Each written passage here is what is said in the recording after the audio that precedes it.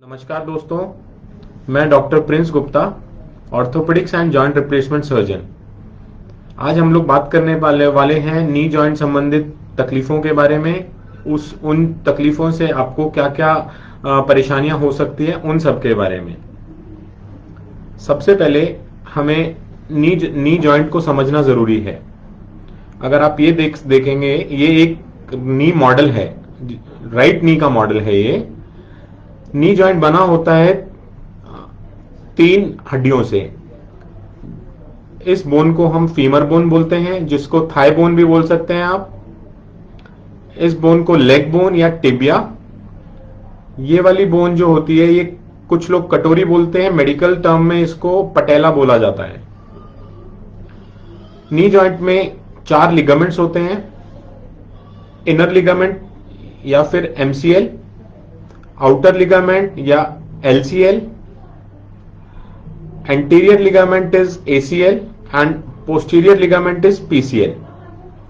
इन ligaments का काम होता है घुटने को स्टेबिलिटी प्रोवाइड करना, जिससे कि घुटना आगे पीछे ना जाए या साइड में नहीं जाए, जिससे चलते वक्त आपको स्टेबल नी जॉइंट मिले। नी जॉइंट की तीनों बोन्स पर एक चिकनी परत होती है, जिसको हम कार्टिलेज बोलते हैं। ये किस लिए इंपॉर्टेंट है, ये मैं आपको आगे चल के बताऊंगा। अभी आपको ये समझना जरूरी है कि नी जॉइंट के मूवमेंट के लिए इस कार्टिलेज का स्मूथ रहना बहुत जरूरी होता है। मैं आगे इसकी होने वाली इससे तकलीफों के बारे में आपको बताता हूं। नी जॉइंट में 2 प्रकार की परेशानियां हो सकती हैं। सबसे पहली जो होती है इंजरीज की वजह से, जैसे कभी किसी का सीढ़ी उतरते हुए पैर मुड़ गया, कभी गाड़ी चलाते हुए एक्सीडेंट हो गया। तो नी जॉइंट एक ऐसा जॉइंट है जो सबसे जल्दी जिस पर असर आता है और सबसे ज्यादा इंजरी होती है उसमें। तो उसमें हमारी क्या क्या इंजरीज हो सकती हैं। फ्रैक्चर, जिसके बारे में आप सबको पता होगा। फ्रैक्चर्स में फीमर बोन का फ्रैक्चर, टिबिया बोन का फ्रैक्चर या फिर पटेला का फ्रैक्चर बहुत ही कॉमन है। फ्रैक्चर्स अगर छोटे मोटे होते हैं तो हम उनको प्लास्टर के जरिए ठीक कर सकते हैं, जिसको जुड़ने को अंदाजा 4 से 6 हफ्ते लगते हैं। अगर लिगामेंट की चोट रही, जो मैंने आपको 4 लिगामेंट्स अभी समझाए थे, एसीएल, पीसीएल, एमसीएल या एलसीएल, किसी भी तरीके से इन लिगामेंट्स को अगर चोट लग जाती है या फिर टूट जाते हैं लिगामेंट्स या स्प्रेन हो जाते हैं, तो टूटे हुए लिगामेंट्स में हमें बहुत बार जरूरत पड़ती है कि हम दूरबीन वाली सर्जरी या फिर की होल सर्जरी जिसको बोलते हैं, आर्थ्रोस्कोपिक सर्जरी से हम उन लिगामेंट्स को रिपेयर करें या रिकंस्ट्रक्ट करें।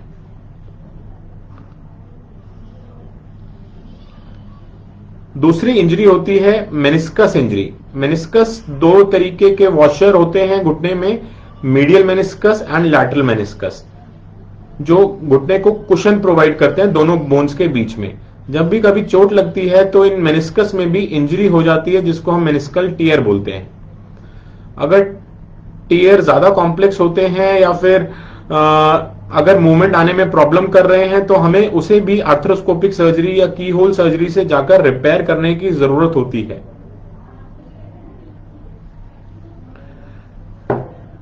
दूसरे तरीके की प्रॉब्लम जो होती है नी आर्थराइटिस, हम जिसे बोलते हैं।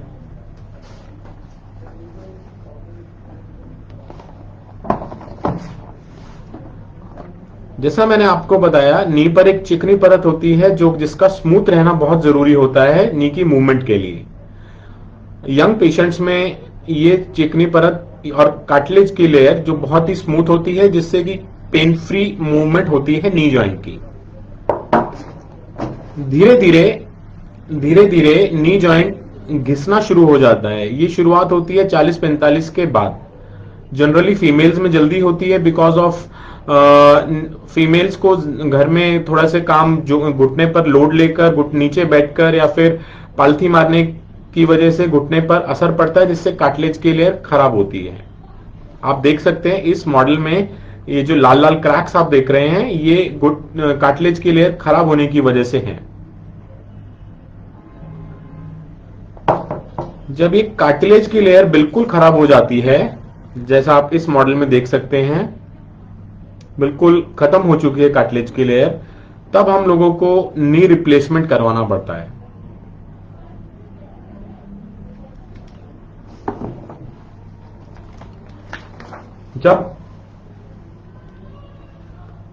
जब हमारा शुरुआती स्टेज में जब कार्टिलेज की लेयर खत्म होनी शुरू हो रही है, तब हम उस नी जॉइंट को मैनेज करने के लिए उसमें, आपने सुना होगा, आप लोगों ने लुब्रिकेंट इंजेक्शन डालते हैं या फिर ग्रीस का इंजेक्शन डालते हैं। वो हम शुरुआती दौर में जब घुटना खराब होना शुरू होता है या कार्टिलेज खराब होनी शुरू होती है, तब हम लोगों को डालने में बहुत फायदा होता है। बट अगर वही चीज ज्यादा खराब हो जाती है, जैसा कि मैंने आपको बताया इस नी मॉडल में, तो हमें नी रिप्लेसमेंट करना पड़ता है। नी रिप्लेसमेंट दो प्रकार के होते हैं, एक पार्शियल नी रिप्लेसमेंट या हाफ नी रिप्लेसमेंट जिसको बोलते हैं। जब ये cartilage layer half knee joint की खराब होती है तो हम उस केस में हाफ नी रिप्लेसमेंट भी कर सकते हैं। बट जब अगर पूरी खराब हो जाती है तो हमारे पास टोटल नी रिप्लेसमेंट के अलावा और कोई चारा नहीं बचता है, जिससे कि आपको पेन फ्री मूवमेंट मिल सके, आपको चलते टाइम कोई तकलीफ ना हो और आप अपने रोज के कार्य, दिनचर्या के कार्य आराम से कर सकें। अब आते हैं हमें नी जॉइंट को हेल्दी रखने के लिए क्या क्या चीजें करनी चाहिए। नी जॉइंट को स्वस्थ रखने के लिए आपको सबसे पहले अपना लाइफस्टाइल सुधारने की जरूरत है। लाइफस्टाइल का मतलब है आपको अपने घुटनों पर ज्यादा लोड नहीं पड़ना चाहिए। 40-45 के बाद तो सब लोगों को अपने घुटने की केयर ज्यादा लेना जरूरी है, जिसमें कि आती है नीचे नहीं बैठना है आप लोगों को, जैसे हम इंडियन टॉयलेट में बैठते थे। आप सब लोगों को वेस्टर्न टॉयलेट यूज करना चाहिए, जो कि ज्यादातर लोग आजकल यूज करते हैं। आपको पालथी वाली पोजीशन में, जिसमें चौकड़ी मारना जिसको बोलते हैं, उसको भी अवॉइड करना चाहिए। सीढ़ियां कम से कम यूज करनी चाहिए, जिससे कि आपके नी जॉइंट पर असर नहीं पड़े। आपको अपना वेट कंट्रोल में रखना चाहिए। वेट का एक सिंपल सा फॉर्मूला है। अगर आपकी बॉडी में 1 किलो वजन ज्यादा है, चलते टाइम आपके घुटने पर वो 8 गुना पड़ता है। तो अगर मैं आपको 25 किलो वजन लेके चलने को बोलूं तो आप ज्यादा दूर नहीं चल पाएंगे। वहीं अगर मैं आपको 5 किलो वजन लेके चलने को बोलूं तो आप उससे ज्यादा दूर तक चल पाएंगे।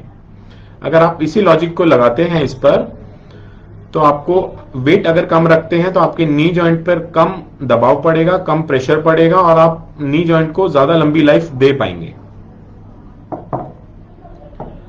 सेकंड होता है, हमें प्रॉपर एक्सरसाइजेस करनी जरूरी है नी जॉइंट के लिए। नी रिलेटेड एक्सरसाइजेस होती हैं quadriceps strengthening exercises and hamstring strengthening exercises. Quadriceps strengthening exercises के लिए आप बहुत ही सिंपल तरीका है, चेयर पर बैठ जाइए। चेयर पर बैठकर जब हम घुटना सीधा करते हैं, पंजा अपनी तरफ खींचकर घुटने को सीधा करिए, जिससे और उसको वहां पर रोकने की कोशिश करिए 10 सेकंड तक। 10 सेकंड होने के बाद आप उसको नीचे करेंगे। फिर वापस यही प्रक्रिया दूसरे घुटने से आपको करना है। ऐसा 20 से 25 बार सुबह, 20 से 25 बार शाम को करना चाहिए, जिससे कि क्वाड्रिसेप्स मसल आपकी स्ट्रांग रहे और घुटने पर लोड कम पड़े। नेक्स्ट आते हैं आपकी डाइट पर। डाइट के लिए आपको calcium rich products and vitamin D लेना बहुत जरूरी है अपने बोन्स के लिए एंड जॉइंट्स के लिए। कैल्शियम रिच प्रोडक्ट्स जो होते हैं, डेयरी प्रोडक्ट्स में सबसे ज्यादा कैल्शियम मिलता है, ग्रीन लीफी वेजिटेबल्स में सबसे ज्यादा कैल्शियम मिलता है।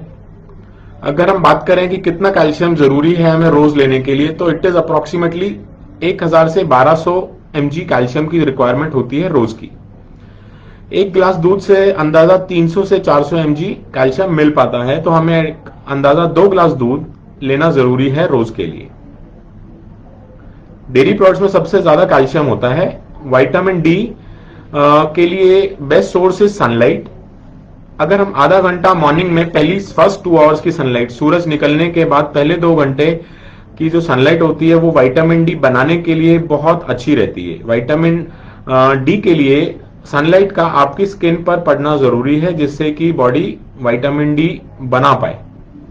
विटामिन डी बनेगा तभी वो कैल्शियम को ट्रांसपोर्ट करने में बोन्स तक आपकी हेल्प करेगा। तो उसके लिए आपको आधा घंटा सनलाइट में बैठना जरूरी है, जिसमें आपकी अंदाजा 50% स्किन एक्सपोज होनी चाहिए। एक्सपोज का मतलब है अगर आप फुल स्लीव्स कपड़े पहनकर बैठ रहे हैं तो उसका उतना फायदा नहीं होगा आपको, या फिर सनस्क्रीन लगा के आप बैठे हैं तो उसका फायदा नहीं होगा। आपको बिना कोई सनस्क्रीन लगाए, आपको फुल स्लीव्स के कपड़े नहीं पहनकर आपको 50% स्किन एक्सपोज होनी चाहिए, जिससे सनलाइट आपकी बॉडी पर पड़े और विटामिन डी बनेगा। कैल्शियम के लिए जैसे मैंने आपको बताया डेयरी प्रोडक्ट्स लेना बहुत जरूरी है। आप 2 गिलास दूध और ग्रीन वेजिटेबल्स अपनी डाइट में इंक्लूड कर सकते हैं। आलमंड्स आप 4 से 5 आलमंड्स रोज ले सकते हैं अपनी कैल्शियम रिक्वायरमेंट्स के लिए।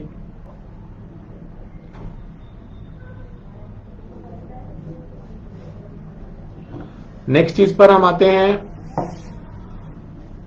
I have a question here, I have knee problem specially during rainy season. Yes Akanksha, knee pain rainy season में, विंटर्स में उसकी टेंडेंसी होती है थोड़ी सी बढ़ने की। उस चीज के लिए अगेन मैंने जैसा अभी आपको बताया, आपको अपनी कैल्शियम रिक्वायरमेंट पूरी रखनी है, विटामिन डी प्रॉपर रखना है एंड रेगुलर एक्सरसाइजेस करते रहना है।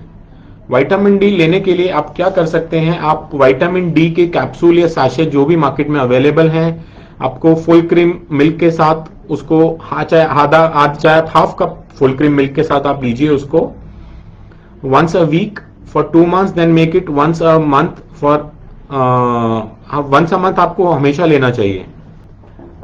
नी पेन की टेंडेंसी होती है रेनी सीजन में या विंटर्स में थोड़ा सा बढ़ने की। रीजन फॉर दैट इज हमें नी जो बोन पेन और बोन में जो थोड़ी सी प्रॉब्लम होती है, जॉइंट में थोड़ी सी प्रॉब्लम होती है, वो गर्मियों में उतना सामने नहीं आती हैं। रेनी सीजन और विंटर्स में because of low vitamin D and calcium उसकी वजह सामने आती हैं। आपको उन दोनों का, जैसा मैंने अभी थोड़ी देर पहले बताया था आपको vitamin D and calcium supplements regular लेने चाहिए या फिर अपनी डाइट में रेगुलर लेना चाहिए, जिससे कि आपका knee joint and bones healthy रहें। विटामिन डी के लिए आप वंस अ वीक मार्केट में बहुत सारे कॉम्पोजिशंस अवेलेबल हैं, वंस अ वीक आप ले सकते हैं विद मिल्क। कैल्शियम के लिए जैसा मैंने पहले बताया 2 गिलास दूध अगर आप ले लेते हैं तो आपको किसी सप्लीमेंट की जरूरत नहीं है। Regular exercises for your knee joint, quadriceps and hamstrings, अगर आप ये सब करते हैं तो आपको नी जॉइंट रेनी सीजन और विंटर्स में आपको परेशान नहीं करेंगे। Right. Second question is treatment for SI joint. Ma'am for SI joint आपको इन्वेस्टिगेशंस कराने की जरूरत है। हम लोग इन्वेस्टिगेट करके ये देखना होगा कि एसआई जॉइंट कितना अफेक्टेड है and what is the reason behind it.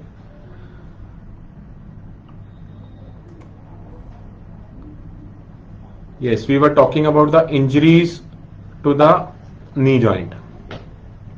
The most commonest injury to the knee joint is ACL tear, जिसको हम जो जनरली स्पोर्ट्स पर्सन्स को सबको होता है।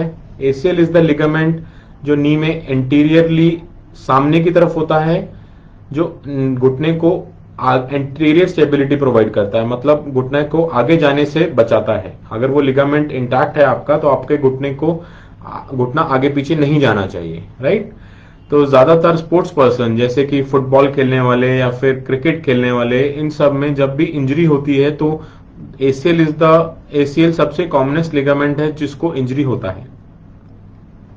अगर ACL इंजरी है, कंप्लीट ACL टीयर है, तो उस चीज के लिए हमें आर्थ्रोस्कोपिक सर्जरी, जैसा मैंने थोड़ी देर पहले आपको बताया था, की होल सर्जरी से हम लोग उस ACL लिगामेंट की सर्जरी करते हैं, जिससे और उसके बाद रिहैबिलिटेशन के बाद पेशेंट को नॉर्मल होने में ज्यादा समय नहीं लगता है।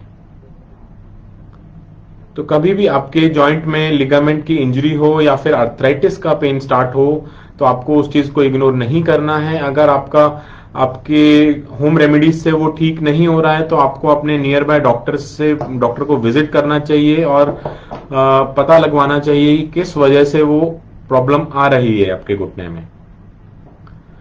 दोस्तों, ज्यादातर प्रॉब्लम्स का सॉल्यूशन दवाइयों से, एक्सरसाइजेस से पॉसिबल है। सर्जरी सिर्फ उन लोगों को रिक्वायर्ड होती है जिनका मेडिसिन से ट्रीटमेंट नहीं संभव हो पाता है। तो आप उस चीज से मत घबराइए और अपने डॉक्टर को मिलिए। डॉक्टर आपको इन्वेस्टिगेट कर या आपकी जांच कर आपको ये बताएंगे कि प्रॉब्लम क्या है और उसके लिए क्या बेस्ट सॉल्यूशन है। हम लोग एक सेव योर नीज करके प्रोग्राम भी यहाँ पर इस क्लिनिक में चलाते हैं। Save your knees is a plan, it's a programmed approach to the knee joint.